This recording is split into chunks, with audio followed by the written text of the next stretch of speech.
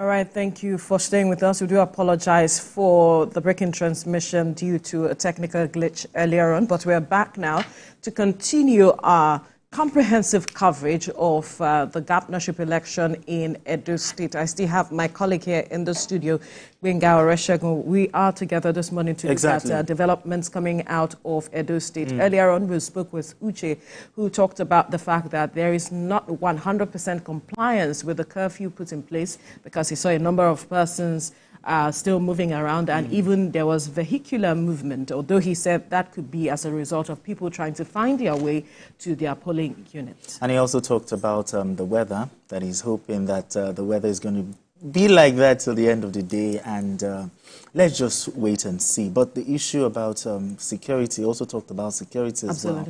And he said the people don't really feel as if maybe there's too much military or security personnel there, but we wait and see. We wait and see. INEC has said that they've crossed their T's and dotted their I's.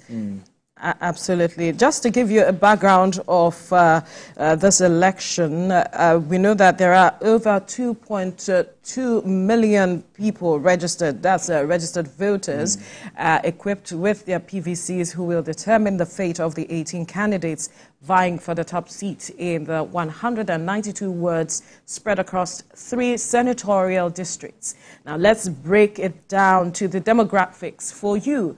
52.11% of voters are male, while 47.89% are female. Notably, 37.4% of voters are youth between 18 to 35 years, and middle-aged individuals 36 to 49 years account for 35%. Now, students and persons with disabilities make up significant portions of the electorate, with 868,764 and 4,199 individuals, respectively. Now, prior to this day, the state recorded a 15% increase in the number of registered voters since the last governorship election in 2020, bringing the total figure to more than 2.6 million. However, only 85% of these voters, that's over 2.2 million individuals, have collected their PVCs and are eligible to vote. Our attention will focus on Edo South, where 55.76% of these eligible voters reside. Edo North and Central follow with 27.98% and 16.27% of PVC collectors, respectively. We are focusing on 12 key local government areas where parties are fiercely contesting to secure the numbers. We have Ikpoba-Awka, Oredo, Ego, Esako West, Ovia Northeast. Other key local government areas include Akoko Edo, Oriomo, Ovia Southwest, Esan West, Onwan East, Esako East, Esan Northeast. Now, these local government areas are crucial to the election as political parties battle to win over voters. Interesting, I must say. Especially the demographics and the fact that it is going to be a battle to win the hearts of these persons. We know that the political climate change with the entrance of a third force, as some have called it. Initially, it was just 2 major parties. Now we have 3 that are jostling for these voters. But we have Sarah Ayeku, a senior correspondent, standing by in Auchi to bring us up to speed with what is happening, okay? We'll definitely get back to Sarah to get more updates from Auchi, and but then we have Charles Ideho here in the studio to talk to us. He is a public affairs analyst as well as a journalist who have been following developments in Edo State. He's also from Edo State. He will be talking to us more on, the battleground, local government areas, and all of the intrigues that we have been seeing. Charles, good morning. Thank you, and glad to be here again. Right. I'm not in Edo this year. This is about the first time in many moons that I would not be home to monitor elections in Edo State. I'm here in Lagos. Thankfully, I'm also here, part of the election, even though I had to do that in the studio. I'm on the ground, exactly. Thank you. Interesting. We are also going to have via Zoom an election observer. God bless Otobore. God bless. Are you there? Good morning. All right, we'll get back to God bless as soon as we have him. But Charles, you heard our correspondent Uche speaking with us about the level of compliance to the curfew and how people are still moving around about their normal duties. I mean, like today is not necessarily an election, but he also gave that the fact that it might be that these persons are trying to find their way to the location for their polling units to know how they can vote and where they can vote if INEC is ready for them, as we are counting down to when INEC will begin the process in earnest. But from your perspective, talk to us about Edo people and how they handle elections of this nature. First, Edo people, they are very politically matured, and of course, apart from Lagos State, where you have people, highly educated people. I think Edo, don't forget Edo used to be Bende. You remember? Or Bende of those days, both in sports, both in education and all that. So, and you also see the influence of the diaspora in this election.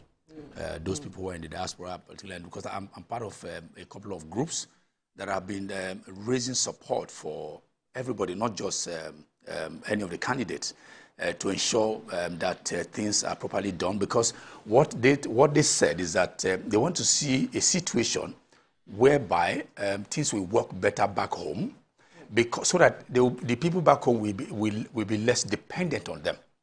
So every time send money. But if you have the processes of governance, and then being properly taken care of, and then you install good government, then people can become financially less dependent on them. Exactly. So that's why you see that the influence of those in the diaspora is very high in this election.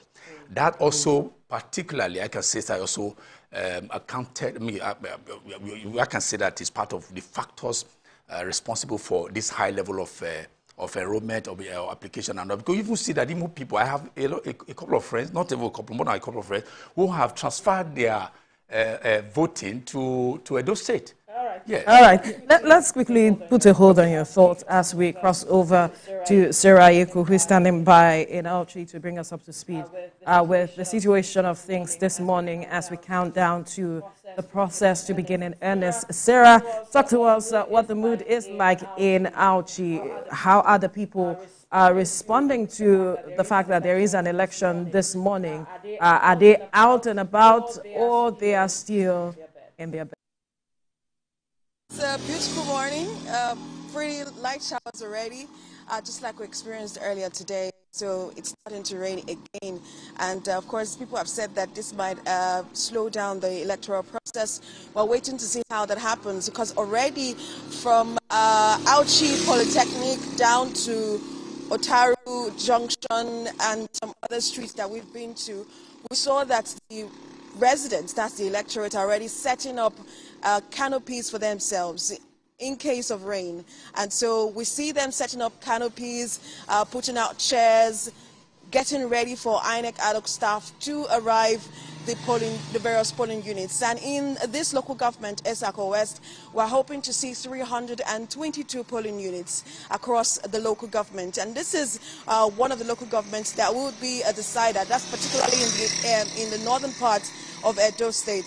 And what we've seen so far is that I'm just, not too far from the divisional headquarters. That's the police headquarters here in the local government. And we see that some police officers are still within the area, are trying to deploy themselves to nearby polling units. Already they've deployed a number to some other polling units that are farther off from this position.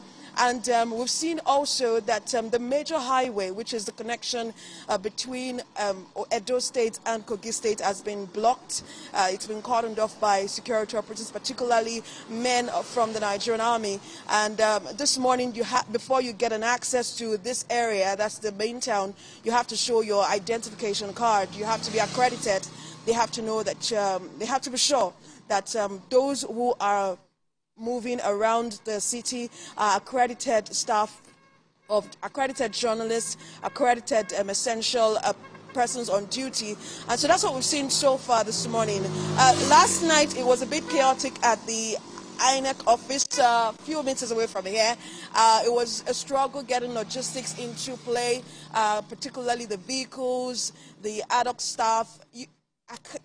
Veronica, you need to see the way they were packed in Siennas. They were really packed in Siennas, which shows that there were not a lot of vehicles for the INEC ad hoc staff to move to their positions. The INEC ad hoc staff and, of course, the police officers, there were not a lot of vehicles to move them comfortably to their locations.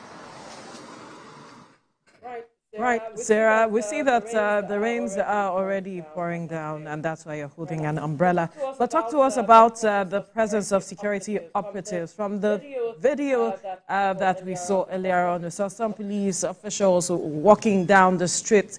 Talk to us about the presence of security. Very interesting thing, I saw this morning while we were driving around town was in a particular vehicle where police officers were a particular truck. They were singing to themselves, which shows that the morale is high. And that shows you how ready, in this local government, we had asked the AC, and he had said that for this local government, to the 5 divisions, they will be deploying about 1,000 police officers. That's aside the sister agencies that will be working with the police officers. Already we've seen Nigerian Army stationed at different positions. We've also seen patrols across streets, divisions in this local government. And, from all the assurances we've gotten from the police in the past days, that they've said that in the states, for this election, they've deployed 35,000 police officers. Here, we've seen some of those police officers being deployed to some of the polling units. Hopefully, it's still early to call it a calm election. It's still pretty early because the sun is rising out a bit, so we're trying to take out this umbrella a bit to see if we can get a bit of sunshine to today. And so we've seen that the security operatives have moved to some of their locations. And hopefully that number that the police have deployed from the IGP, that number will translate into a free, fair, and credible election. In this election now, the police is trying to prove a point. INEC officials are trying to prove a point because, there have been controversies leading to this election day. And so everyone is trying to prove a point, the police, the electorate, and even the INEC officials. They're trying to prove a point, not just like Yaga had said, resilience, integrity, and all of these units, which are central to this election, are ensuring. Of course, we've seen them mobilize themselves to the various polling units just to ensure that today, election day, the 2.2 million voters who have collected their PVCs can elect a governor that suits them. All right, Sarah, you talked about the security agents are trying to prove a point. INEC is also trying to prove a point. But how about the people? Are they also trying to prove a point that, hey, we are not going to, there won't be voter apathy, they will come out and vote? What's the mood like? It's past 8 o'clock right now. I think the people should have started coming out. So that's the resilience test, that Iaga had attributed to. We're hoping that the people come out this morning to elect a governor of their choice. Yesterday when I was at the market, that's on Friday, when I was in the market just to understand what the expectations of the people were from the governor, the next governor particularly, they had said that some of them had been pessimistic, even when you try to encourage them that, like, if you don't come out to vote, the numbers are supposed to speak. If you don't come out to vote, then what happens in the next 4 years? You don't have the authority, or you don't have you can't question those in authority if you do not vote them in. And so they just said that they won't come out to vote. Some had cited fuel scarcity, some had cited high cost of living, and they gave various instances from the price of a bag of rice to the price of fuel. Shegun, here fuel is sold 1,350 naira. So that gives you a sense of how much it costs just to move around town. And even feeding food items, there's a surge in cost of food items. And it's, of course, having an impact on the people. So they had said that this, and I'm thinking it might induce voter apathy, but we're hoping that the political parties would still go around houses to mobilize their supporters, to mobilize people to come out and vote, because if they don't come out to vote, the numbers will be little. Even though we've seen that in the previous elections, we're hoping that all of the sensitization, all of the awareness campaign, all of the political campaigns will translate into something more encouraging today. Now, having said all of that, you also talked about the hike in the price of fuel and the economic situation. Let's talk vote buying. From the kind of people you've actually had interactions with, are they saying that they're going to sell their votes, or they're saying that they won't sell their votes, they will vote their conscience? What are your thoughts on that? But those who had said they were going to come out to vote, we had very enthusiastic persons, very optimistic persons who, like, their political awareness is. They were politically aware of how important this election is. And for them, it's not about vote buying. They are sure of the candidate of their choice, particularly in Edo North, where you have political weights, where you have people of influence, politicians who are of influence, who have, over the years, been at the seat of power and are still in the seat of power, and they've been able to influence the people at the grassroots. And that's one of the things that's going to play out in this election. How important is grassroots politics? How important is the thought force? How important is opposition party, to a democratic system of government? And so what we're seeing so far is that people are enthusiastic. For those who want to come out and vote, it's not about vote buying now. They want to come out and let their voices be heard in the various polling units. And that's what we're hoping to see today. Hopefully the police will be, of course, on their A game, which is another test for them, is the impartiality test. There have been questions about the federal might having an influence on how the police would go about their duties today. And the police, of course, have given assurances and different fora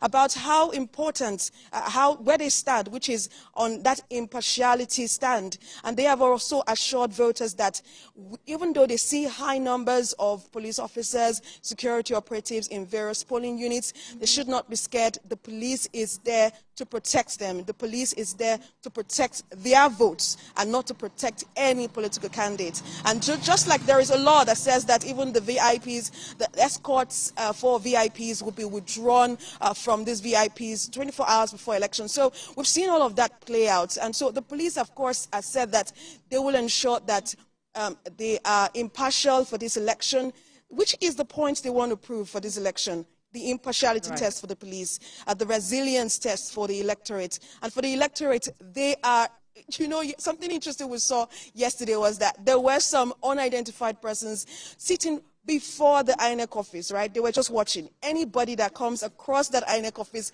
they were asking them questions. They were not security operatives. They were asking questions for themselves. And that's what we're going to see in some of those polling units today. People are watching. They're watching and they're waiting to see what INEC ad hoc staff would do. They are watching and waiting to see what the police would do. They're also watching and waiting to see what the party agents and the electorate would do to ensure that there is a governor in Edo State. Absolutely, Sarah, and that's what democracy is about. The people want to see that their votes count at the end of the day, and so are paying attention as much as possible to the processes. And the assurances given by the security operatives, we hope will infuse some level of confidence, rather, in the electorate for them to turn out. But for those who have said that they are going to turn out for the election, what are the expectations of whoever emerges as the governor-elect? Oh, they had a lot of expectations. It was like a long list. Some of them could not even, enumerate some of the expectations they have for the next governor. And I feel like the work is cut out for the next governor. Some of the things that top the agenda list for them is good road network. We spent 5 good hours, about 5 hours to get to Isako West. It was torturous. It was agonizing just to see those trucks on very little roads, small roads, trying to maneuver. It was really, I don't know how to describe it, right? So good road network is one of the things they talked about. They even talked about the fact that gully erosion is affecting some parts of Isako West. They are hoping to see the next governor, of course, come to help out with that. Apart from good road network, they also talked about quality education. A particular voter I spoke with yesterday who said he is going to vote. Even in the market, people see him as the politician in the market because he's always going around trying to encourage people to come out to vote. And he said that quality education for him is top-notch. Another thing is soft loans for market women. You know, the economic situation in the country has, you know, it has had a nosedive on people's pockets. And so we're hoping to see that they are hoping to see the next governor give soft loans to market traders, particularly women, because they're also hoping to see some kind of soft loan for farmers, because this is a farming community. They're hoping to see soft loan for farmers and also good roads for farmers. So these are some of the things that top the list, right? And then security. They talked about security, which is very important, and about how it's important that the government finds some kind of youth empowerment programs, strategic youth empowerment programs that can take youths off the streets and off vices. Interesting, Sarah. We'll definitely keep tabs with you for developments coming out of Auchi because we are inching towards the time as it is right now. Let's get back to the studio.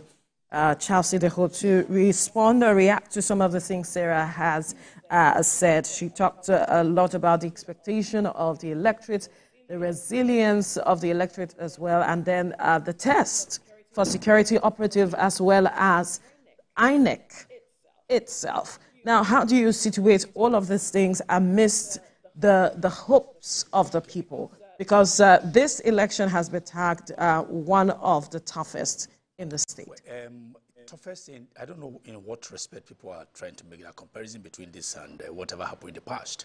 But for me, it might just be an anticlimax, and I have a reason for saying so. Okay. You might witness even a low level of compliance to the voting today. Go and mark that down. Why? Yes, the reason is this. Before now, I mean, I grew up knowing good governance in Bender State in those days, because you had General Bemudia, maybe because it was during the military government. My town, for instance, I am from Onwa East. I come from a town called Okbohumi, which is close to Afuze. Sabogida to Afuze, that road or that corridor, I come from there. So we had a government then that decided to tar roads everywhere. So that road that Bemudia put there between Sabongida and Auchi had been standing there since in the 70s, when some of us were toddlers, okay? Now, when you now had a problem between Benin City and Auchi, that road that leads to Kogi and all that, that road was destroyed by heavy-duty vehicles. Now, rather than fix that, you now saw them taking a detour. Now, they now destroyed that road that's a straight road leading from Iruekbe all the way to Auchi. Now, people are saying, why didn't you fix it? And the government of the day, the excuse is that that road is a federal government road. So they had not, apart from the palliatives that a few politicians were put in place and all that. You heard what Sarah said. Took them how many hours to get from Auchi. Now, I lived in Auchi before as a young boy at that time. If you are watching, you are from Auchi, a place called Warake Road, Setrako. Now, those days, I mean, when I'm talking about, we could just play, we just drive 504 from Auchi to Benin, play around with our friends over there and go back home in the evening. It was about an hour or something to take you from Auchi to Benin and back. But today, that same road, you apply it for no fewer than about how many hours? So people are already saying that even if they vote for a state government, so a governor of the state, it will do less. I mean, their expectation will even not be high. That's supposed to actually make them no. When the government keeps telling you, this is not under my purview. Okay, if I now vote in a governor, how is that road going to be fixed? You understand the argument? Yeah. So many of these things that happen is that the state government will always, for instance, you are traveling, you see a signpost saying federal government road. Okay? Federal government road, this is not our road. So, okay, if I vote in a governor, what happens to that road when it is not under your purview? You understand? So that's part of what I said is might cause that apathy today. It will be a surprise thing if the 85% you said their PVC. If you have about 60% voting today, I'll be very surprised, and I'll also be happy. Right. Yes. Right. Okay. Let's quickly turn to Solomon Ajuzioku, a senior correspondent who is in Edo South, to bring us up to speed on developments there. He joins us via Zoom. Solomon, good morning. Talk to us what the situation of things is like at your location right now. Good morning, Veronica. It's DJ, and I'm at Ward 5 Rack in Oredo, LGA, here in Benin City. The Rack here is Oliha Primary School in Oredo. The officials, the polling officials are just setting out. Of course, you know that the start of polling will be at 8:30.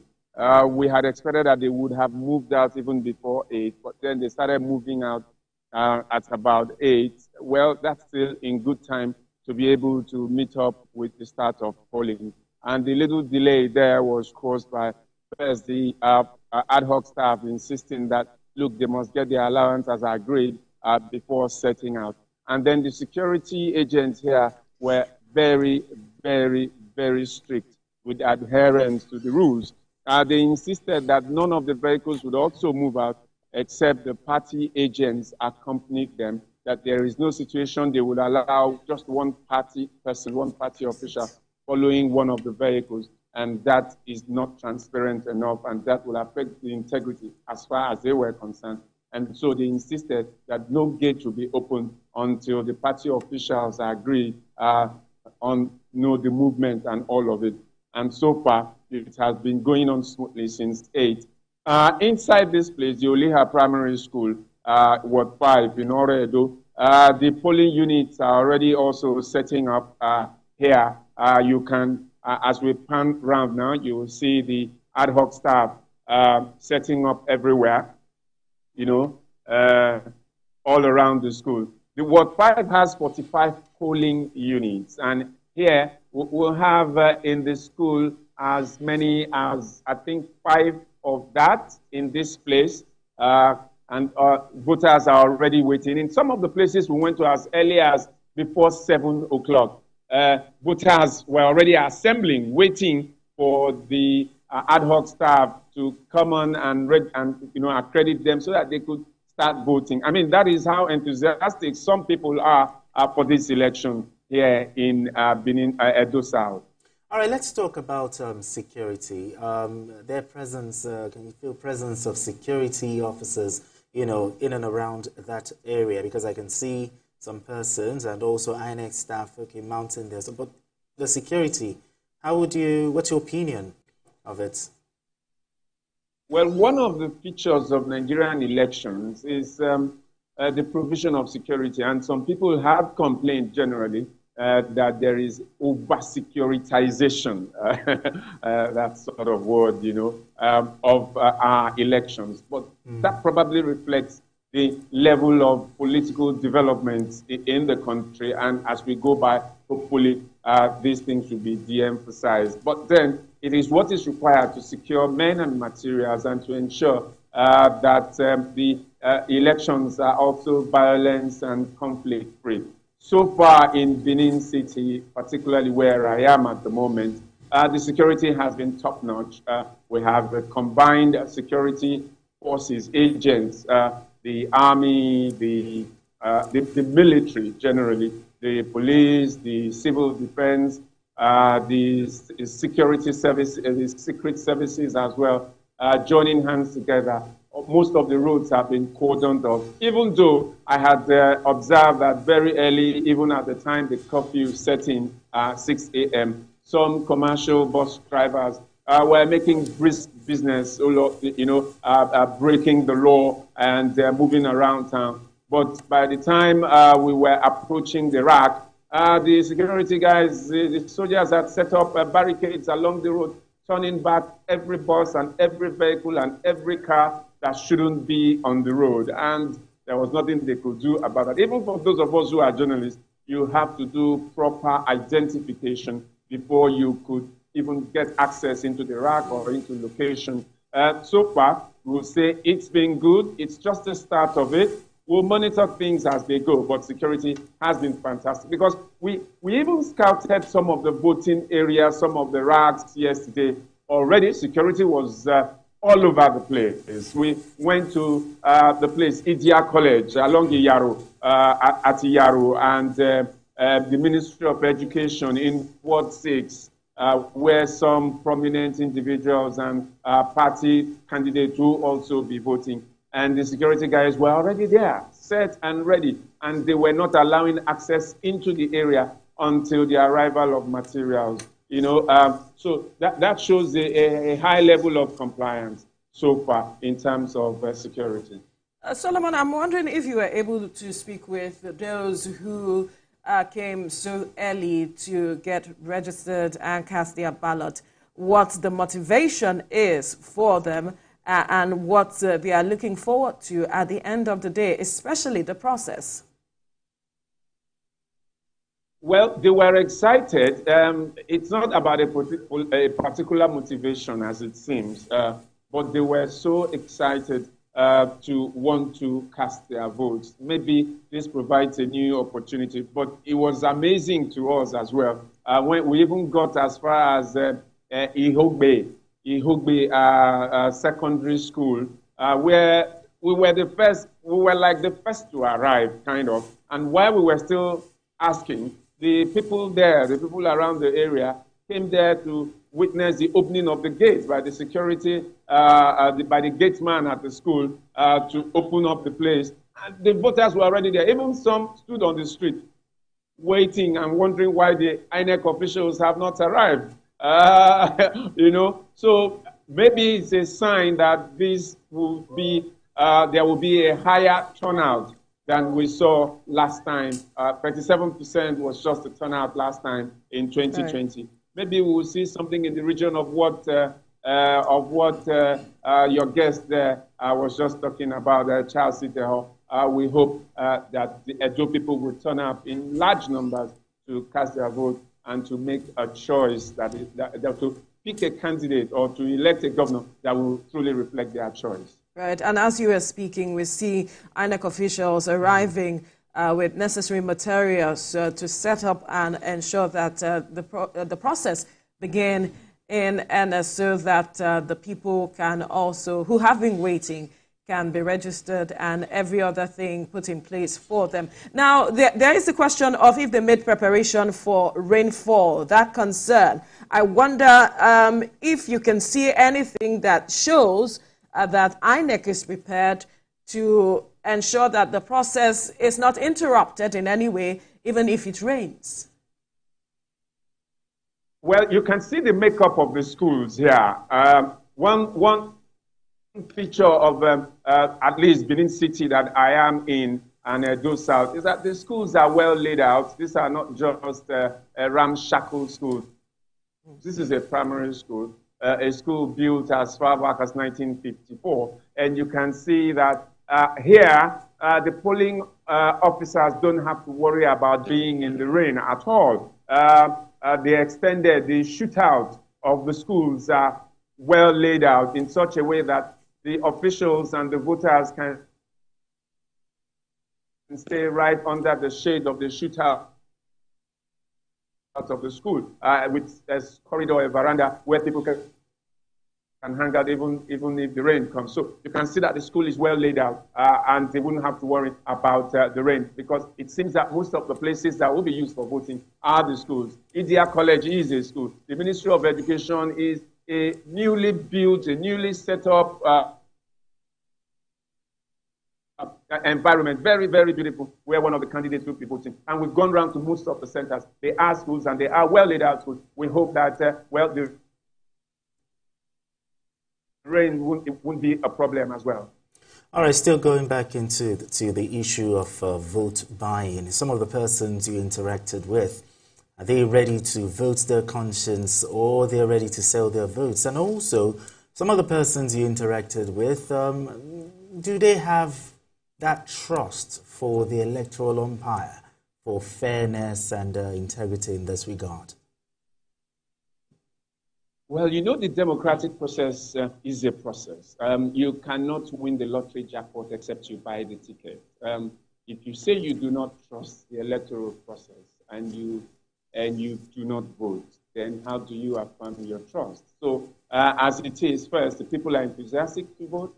Right outside Ideho Primary School, you have party agents and voters, everybody waiting anxiously. While we were at the Central Bank on Thursday, lots of people milled around the road, whether they are party officials or just individuals. They were anxious just to say it. We will be able then to, once the voting starts, once we get to the polling unit, where we have some polling units there, and people, the polling officers are still just getting things ready. But we will wait when the voting actually starts to find out whether the people believe in the process. The turnout will determine whether the people believe in the process of the election process. But the truth of the matter is, right now, we are waiting for them to arrive because polling begins at 8:30. And we're counting down to 8:30 already. Just to quickly re-emphasize the matter of the ad hoc staff who have refused to move without their allowances as agreed. Who have they laid these complaints to? Well, as you can see, they are there right now. That means that that has been sorted out. We are here with our supervisor. We will be talking with him a bit later. He just wants to ensure that all the logistical issues are sorted out. The ad hoc staffs have been settled. That is where they are all setting up. That is where they have all taken position. The INEC officials supervising here immediately responded by taking care of that and sorting it out so that they will meet the deadline to get the job started, because that is what is important. The fidelity of the process is important, and that was what he was telling us, and that he will talk with us immediately once he has sorted out this. As we talk right now, the clouds are gathering. It's dark up here in the skies, and we are worried that it might rain. The INEC rec had talked about things like this, even while we were at the central bank as well. It was raining, we were in the rain reporting, and the ballot materials were being moved. Here today, while the people wait, while the officials wait and the people wait to vote, the clouds are already gathering here in Oredo. Let's hope that it will not also affect the turnout of the people. But then the people, as the election observers have pointed out, that this is a vote, this is an election that should reflect the resilience of the people, and the resilience of the people to elect a governor that will reflect their own true will determine what will happen here. So they have to show the resilience to pick who they want, whether it's raining, whether it's hot, whatever time it is. The people need to show the will to make their mandate count, and that's why they have to be here to vote. If they don't come to vote, then they will blame nobody for the turnout and who gets elected. Absolutely, Solomon. We'll definitely keep tabs with you from our updates from where you are. Thank you so much. Let's come back to the studio to speak with Charles Ideho to respond or react to some of the things that Solomon has said. Everyone is counting on the people, the resilience of the people to turn out, whether it rains or not, because this is an election that at the end of the day, whatever the outcome is, they would have to move along with it, whether they came out or not at the end of the day. But you mentioned earlier that you had concerns that they may not turn out as much as they collected their PVCs. But then the result at the end of the day, who is to blame? And then there's also the aspect of the campaign, violence, security issues, how that is also going to make or mar this election as well. But just what I said earlier about the number of PVCs that were collected may not reflect the voting pattern today. But where you might witness within the Benin, that's Edo South, because of its metropolitan nature, and then the Edo, where you have two candidates of two of the major parties, APC and PDP. Because we are not to mention parties. Okay, sorry. I'm so sorry. Two of the major parties, actually. The reason is because since 2008, no one from Edo Central had ever sat on that seat. So they are upbeat. They are very expectant that wherever the pendulum swings, if it happens amongst the what they call the front runner parties, it may help them. Okay, so you may also find them maybe voting them may also be a bit increased. There may be within a circle because of the influence of Oshomole and Shaibu and all that. But within Onwa Akoko Edo, you may find that they may not be as enthusiastic as it is because of over time they've been crying out because they have been marginalized. There have been concerns about everything that is always taken to Edo North will reside in Esako.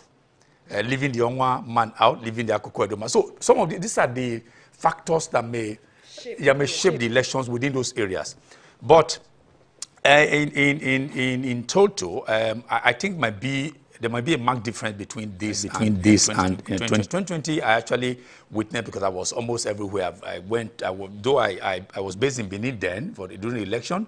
I had cause to go to Ekpoma and others. They also went as far as to Otuo, far-flung areas in the. So it might be people. There are young people who have turned 18 who want to experience it for the very first time. Part of what you have enthusiasm.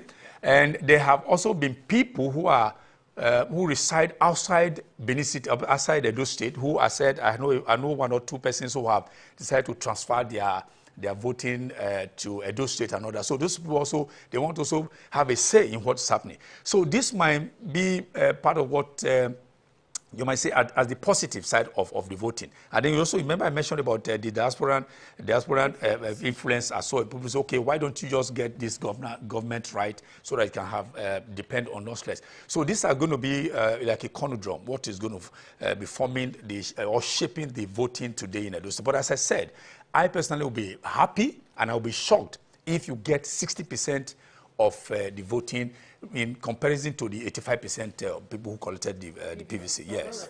All right. Let's start with how well informed are the electorates?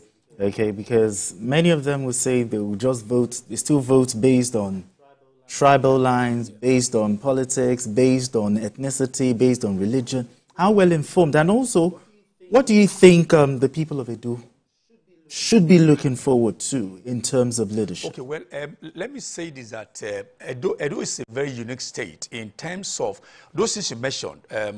Ethnicity is not a factor in Edo voting. Ethnicity, religion is not. Because in Edo State, people, all Edo, for instance, they become so united that religious consideration never play part in anything over there. Because as I said, I partly lived now till when I was growing up. I knew Moru, I knew Amedu. I'm a Christian. We help them. We celebrate Salah because it's called Salah back home. We celebrate Salah with them. They celebrate Christmas with us. I mean, some people who were carrying girlfriend, they will carry. You are a Christian, you have Muslim girlfriend. A Muslim will have Christian. So it was like that. It's blended. So the sharing formula in Edo State is to take into consideration the tripod upon which Edo stands, okay? The Edo South, which of course the Benin speaking, and then you have the Edo Central, the Esan speaking, and then the Edo North, Afema speaking. Of course, they also stand on the tripod. You have the Esako, Onwa, and then Akoko Edo. So when you want to talk about how, nobody talked about who comes from where, you understand? That's why I said Edo is very unique in terms of that. No, all this regional, we have regional consideration, but not ethnic, because almost all of us are the same Edo, apart from dialectical differences here and there. Yeah. Somebody will say Ese and Vari, Dea, Deha. That's all. You understand what I'm saying? So for the issue that you also asked about, a question about how aware they are, Edo, the electorate is very, very, very much aware. Because I can also tell you that apart from, Bini and Onwa, for instance, they have the greatest number of professors in the whole place over there. So these are people who have gone to school, widely traveled, okay? So they understand what is at stake. So they know exactly in governance, you have a lot to gain. But if you don't put the right person there, you lose out. And I remember I telling you that in those days, you had somebody of Shomole, not Shomole, Ogbemudia, who did a lot. Then you also had Ambrose Ali, who also who brought university to Ekboma and all that. So over time, so people know that once you put the right person there, the right person is going to attract the people around him in cabinet and all that, and then you deliver good ones. So they're well aware of what stands against them if they don't vote right. Now, what should they be looking forward to in terms of leadership? Yeah, the leadership right now, my fear is because there is this issue of the pendulum being deliberately, not organically, deliberately being allowed to oscillate to Edo Central. You understand? Because that's why a lot of people are saying that one of the candidates of one of the parties say, okay, we shouldn't have even thrown his hat into the ring because a Benin man is there now. That's Edo South is there, spending 8 years. So if by providence the other man wins, you can't hand the baton. A Benin speaking can hand the baton over to the Benin speaking. So that's why they are saying they want to trade. Say what? There's no written document. No, it's not written. These are conventions. They are not written, but they are conventions.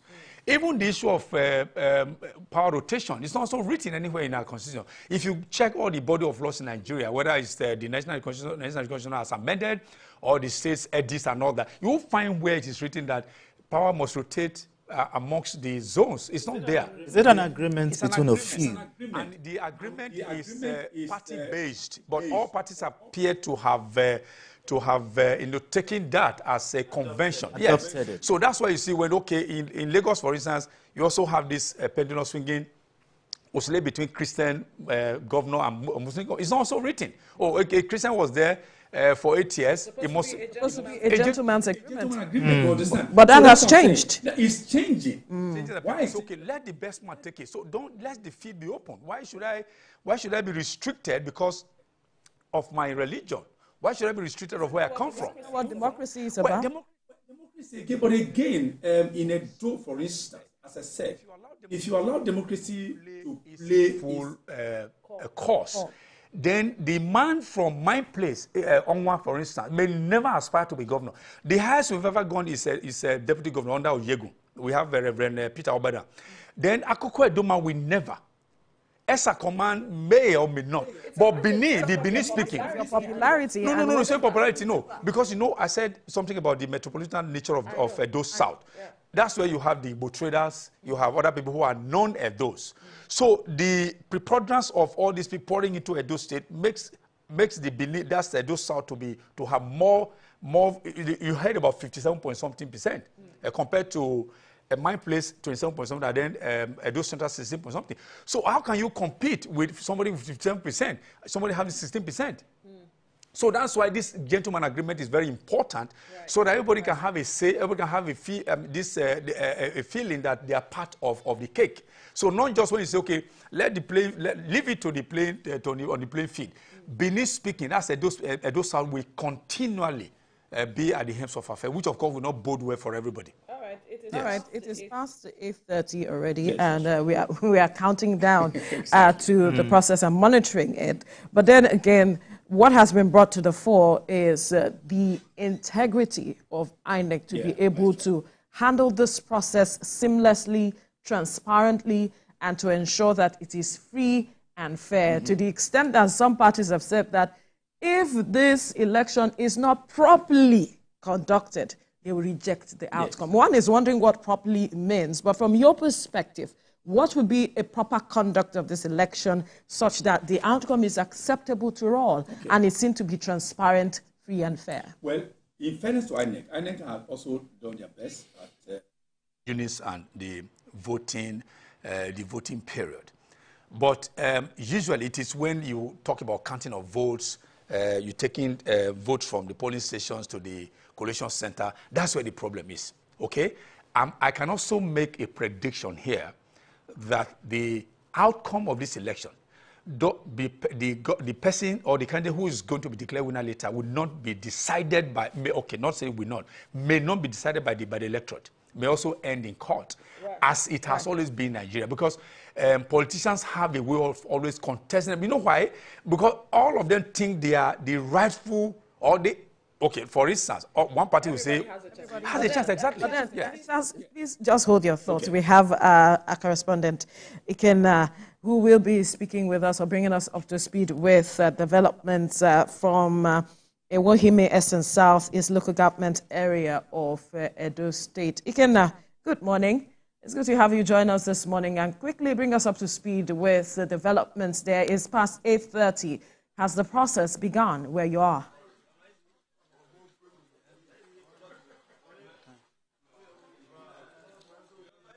All right.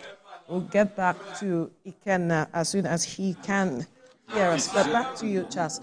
You were talking about the process. Yes. Ensuring it is free, fair, transparent as it is. And you were saying that all politicians believe that who throw their hat in the ring, they are the best and Exactly. they So deserve to if win. I'm the best, of course. why should the other person win? So let me context it. And again, People have contested it over time. Sometimes what they contested for becomes theirs. So they'll say, okay, yes, I know we didn't win, but let's just, because they always look for lacunas and all that.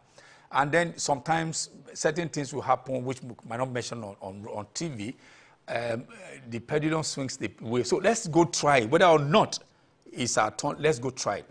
So I'm begging that, I'm hoping that a time will come, I hope it comes sooner, or today, or using the Edo as an example, that politicians will accept defeat. Like when you go for football match, nobody contests. Nobody contests football. Elections. Results. If it's Tottenham versus Man U, and then Man U wins, even if it is VAR. VAR just came in. But you still have not answered that question. All right. The process. Okay, How wait now. should it be? Wait now. We need to quickly go on. When we return, we'll come back to talking about the matter of ensuring the process is free, fair, and credible. Stay with us.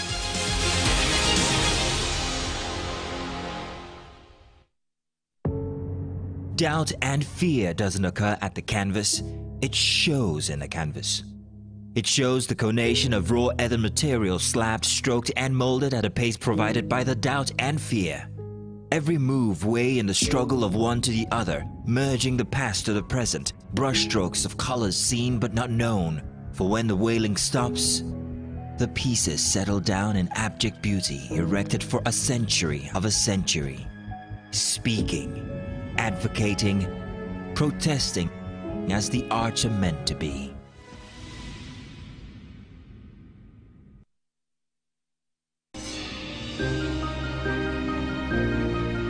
Sometimes it's the story that calls.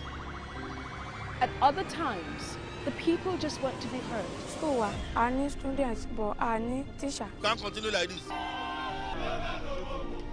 Their voices re-echoing through time itself. We haven't done anything. If the tide is high, everybody run for safety. Their tears leave a sweet sour taste for all their demands. A familiar call beckoning for change. In our world, no one expects a disaster to happen. But when it does, we'll be there to x-ray all sides, from the east to the west, north and south. Committee Forum will examine the oddities and challenges to economic development, as well as issues yearning for government intervention. Watch fresh episodes of Committee Forum on Sunday by 9:30 p.m. only on TVC News. Business lives on the fast track of numbers. Business is a strange world where low numbers means something different. And its currency are speed and time. Finding the open doors of Main Street is not just good business, it's the start of the business. Join us every weekend on Business Week.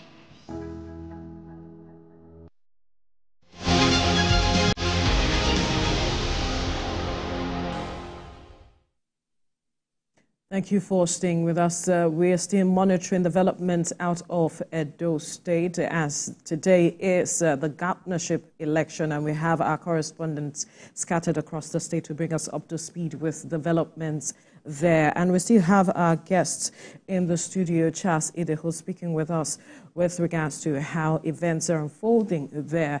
Remember that INEC is supposed to begin the process at about 8:30, and we are counting down to see if INEC will keep to time. Our correspondents will also bring us update on that. Before we went on the break, Charles, you were speaking to us on how INEC can ensure the process is free, fair, credible, and that the result at the end of the day is acceptable by everyone involved. Yes. Right. Exactly. As I said, over the years, whether it be in Lagos, whether it be in Benue State or no, INEC has always been seen as having done well during the process of voting. As I said, it is after you have done that, between when votes are collated from stage by stage, that's where a lot of people begin to see, our agents were disenfranchised, our agents were not allowed to enter to witness, our agents were, some monies changed hand and all that. So that's where it is. Well, that's why I said I was hoping that we both agreed that it should start from Edo, that politicians should learn to accept defeat when they know they have been roundly defeated. The spirit of sportsmanship. Yes, exactly. Right. We'll continue from there, but we need to quickly put you on hold. So we cross over to our correspondent Ikenna Mechi, who is at Ward 1, Unit 3, Ewohime South East Local Government Area of Edo State. Ikenna, quickly bring us up to speed with this process. Has INEC begun in earnest, because the process is supposed to begin at about 8:30?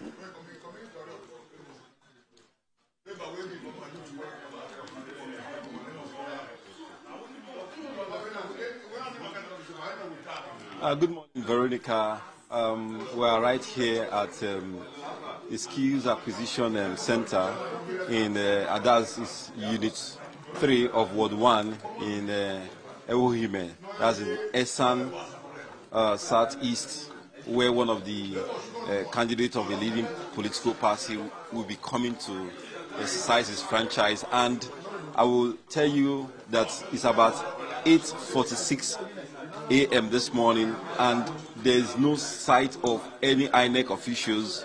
We only can see at this point that I am, and of course, everywhere in this village, and of course it's a rural community, and the people, some of them are not even yet to come to the polling unit. And the local government headquarters is at Ubiaja, about 30 minutes away from here. Perhaps that's where the INEC staff are, and will be coming from there.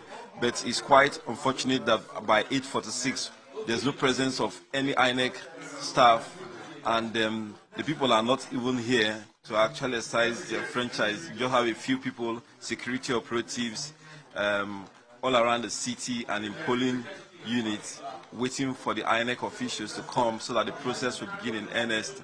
And we are hoping that the leading candidate as well will come out to exercise his franchise. But for now, it's a rainy morning in Esan here in Ewohime. It's a very rainy morning. The rain has started to subside now. They said it has not rained for some time here, but unfortunately, or fortunately, maybe it's a blessing that this morning it started raining, and it's subsiding a little bit. Probably that will actually encourage people to come out. But for the INEC officials, we are yet to see any of them in Ewohime, and we are hoping that they will come. And if there is, we've not gotten any update of whether they have a logistics problem of moving down here. We are hoping that they will come, and the process will start in earnest, as the people are eagerly waiting. Like as I reported yesterday, the people in Esan are eager to actually come up and cast their votes for the candidate of their choice. So we are hoping that the INEC officials will come and begin the process in earnest. But for security situation here, everywhere is calm, just as the rain is cooling the atmosphere here. Everywhere is just as cool as that. No incidents, no issue. All right. They're bringing us up to speed with regards to developments where he is, Esa. as people come out to exercise their franchise, and hopefully the INEC officials will show up to begin the process. Absolutely. Veronica. Absolutely, we can only hope as the rains are pouring down already. And you have also told us that security situation there is calm. We wanted to know also the presence of security operators. The presence of security operators. Maybe the rain could be the reason people haven't turned out. But I would also want you to, if you can, maybe take your microphone to some of the persons there, maybe have a chat with them, and what are their hopes, what are their expectations, while waiting for INEC officials to come. Maybe if that's possible. Are you still there?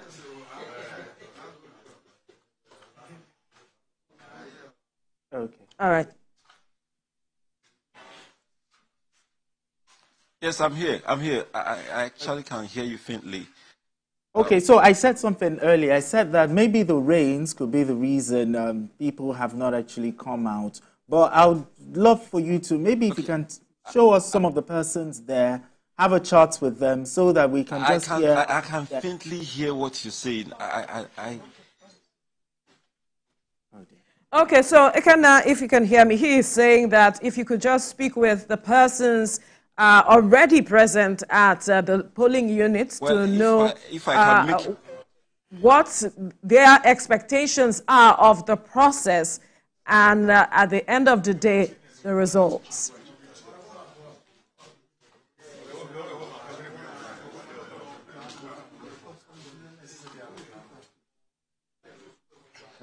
All right, we have some locals here, of course, waiting to vote, and journalists actually flooded here because of, we know, like as I told you, this is the polling unit of a leading candidate in this election, and definitely you know that journalists will be here to wait for when he will exercise his franchise. And for the people, like as I said yesterday, they are willing to actually exercise their franchise, and I will be talking to some of them and hoping that, and they are eager, but as I said earlier, the INEC officials, no one on site here in Ehuhime, Ward 1, and of course elsewhere, we have not seen any INEC officials yet, and at this time, just a few minutes before 9 a.m., no INEC officials. So I will be speaking with one of the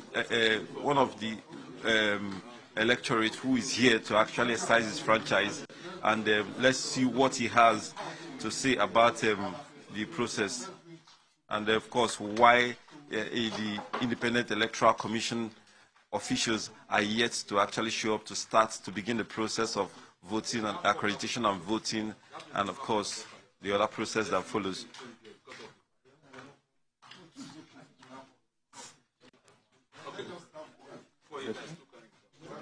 Maybe while we wait for him to have a conversation. Let's come back to the studio while we wait for him. He's at Ewohime Esan local government there. Actually, Esan. But talk to us, the enthusiasm and resilience shown by the people. How it is that despite the rain, some of them have already turned out to want to cast their ballot as it is. But what do you know about those people, especially exercising their franchise? I told you earlier that the pendulum of leadership was deliberately, allowed to swing the Esan way. Okay, we hear that Ikenna is back with his guest. Go ahead, Ikenna.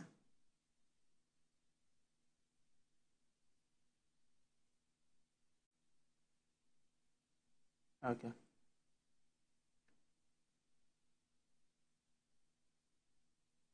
Electorate here that is here to actually exercise his franchise, but he is still waiting for the INEC officials to start, so that you have been here since when, and what do you have to say about the fact that INEC officials, they are nowhere to be found here? The thing beat my imagination. First of all, my name is Arenke Daniel. So we have been here since over 2 hours. I came here 5 minutes after 7. So most of us we are here. So waiting. Although first of all it was raining. But I think the rain is it's okay now. We are waiting for INEC official. Okay. Have you spoken to some of your leaders in this local government on why the delay in the INEC officials arriving at this polling unit and other polling units in Ewohima? Ewohima. Well, we have talked to them, but the word they told us is that they are on their way. That's what they said. All right, but from what you observed, are people actually eager to come out? You know, this is a farming community. One person I spoke to earlier said he wants to go to farm and before you come to vote. Are people eager to come out and exercise their franchise here? Very well. Everybody is coming out to exercise our vote because it's our son, it's our father. Everybody is coming out to vote. Nobody is indoors, staying outside and all that. Nobody is even going to farm. So any person that told you that he's going to farm, that is messing after death. So we are here, we are waiting. We are just waiting for INEC officials. So, thank you. All right, that's one of the eager voter waiting for INEC officials to actually exercise his franchise. And for what he said, they are waiting. The INEC officials are on their way, and we are hoping, we journalists and other that are here are waiting and hoping that it will come on time so that the process will begin in earnest. And of course, the leading candidates, one of the leading candidates here will also want to know why the INEC officials are not here to actually begin the process. Veronica, that's the situation here at Ewohimi in Esan South-East local government area of Edo State, right, as we count right. down to, I am concerned with how conducive the location is now that we see the rains pouring down for the electorate. How conducive is the location for the electorate to cast their vote even as it is raining?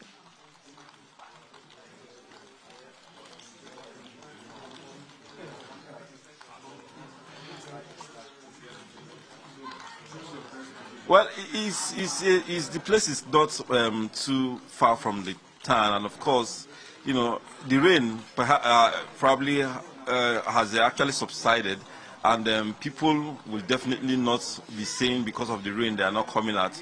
But for sure, the INEC officials, if they are here, definitely people will be out here to actually exercise their franchise. I think the delay here is actually because of the INEC officials not on ground. And the people are not willing, they are not yet, not a lot of them are here at the moment, but one of the things that will actually make them to come is the fact that if they sight the INEC officials, definitely they will come out from their houses and exercise their franchise. Veronica. All right, thank you, Ikenna Michi, for bringing us up to speed. And news just reaching us say at about 8:53 a.m. voting began in Governor Godwin Obaseki's polling unit in Okemole 1 Emokpai Primary School. That's Unit 19, Ward 4, Oredo local government area. So INEC has begun, the process has begun in some areas. And as we can see, those are the pictures there on your screen of persons, of electorates on the queue looking to exercise their franchise. And the rains, define the rains. We do not know if the rains poured across every part of the state, but whatever the situation is, they have come out, and INEC has begun in earnest at that Unit 19, Ward 4, Oredo local government area. And we are hoping that in other areas, INEC will also begin in earnest so that the process can end as at when due, and every of the other line of processes, collation and all of it, will work well, well seamlessly as it is. And then the challenge perhaps might just be that of they get into the location, as some have said. But the road network too. But the road network is very good. It's good. So one can only wonder what the delay is really about. Yes, you know, I talked about politicians looking for lacunas to ensure they get hold of things to complain about. This is part of what the politicians may use, or that they deliberately, delayed voting in some places and all that. And politicians, they're always very clever. They are very smart. They always want to look for what the spanners to throw in the works and all that. For instance, the Wohimi, where Ikena spoke to us from, Wohimi, from Wohimi to Biaja, the road is quite good. Within Esan, the road network is quite good. It's only that road I told you about, Chi, Benin, Rasiba. So I wouldn't know what might cause the delay of materials from Ubiaja, the headquarters to Wohimi, which is just a stone's throw in the manner of speaking. So I really wouldn't know why we'll be talking about delay in arrival of materials in other places when people are already eager. You can see the young man who told you so nobody's going to the farm today, because they are upbeat about they want to cast their ballots and all that. So Ono also told you that this is the very first time you have 2 of the 18 political parties having their tickets zoned to that area. So, and of course, by default, you know that they will be very, very enthusiastic about, say, okay, one of our sons has to be there. If you don't understand. So, but INEC should not mar this, particularly this Wohimi area where, as according to Ikena, one of the candidates comes from Ahmed. So I think they have every cause to ensure that such things are not brought to the fore as maybe a complaint bait to say, oh, you obviously deliberately didn't want the matter to get because of so how should INEC address this matter? Well, transparency. INEC, yes, transparency is very, very important. Yeah. Well, INEC, I think they have their information unit. They should perhaps call their people on ground in Ubiaja to explain why and quickly come up with a statement to preempt whatever any of the political party may say as having this as an excuse that they just want the attempt to disenfranchise their people over there. People can. You saw what somebody said. He's been there since 7:30 or so. That's quite early enough. I mean, the question is how long will his patience level go? So if you are there, if you be there since 7 or 7:30, then this is 9 o'clock. INEC officials have not shown up. So his patience level, will it continue? Is there elastic? Yeah. So those are the things we have to be concerned about. So I think INEC has to do a lot of repairing to do in the manner of speaking. All right, still talking about INEC. Yes. Earlier when Veronica asked you about the process, transparency. Yes. Now for transparency, do you think the result viewing portal will be used this time for transparency? Well, INEC they've also deployed some of these electronic issues about BVAS. BVAS has what we're told is going to help to curtail all manner of cheating and all that. So INEC on their own, as I said, in fairness to them, they've done where it may not be the best in terms of rating them, but to the best of their knowledge, they've been able to put all those things in place, deploying things that would ensure that all these irregularities will be curtailed, if not totally eradicated. So if all the reports we have got in the news about INEC preparedness, about the high level of things, if there are anything to go by, then we might be able to see a cleaner process leading to the emergence of whoever will become the electorate's choice today. But as I said, it doesn't always end there. Even if the processes are seen to be very transparent and credible, politicians will always contest it because they feel that something may just swing their way. Okay.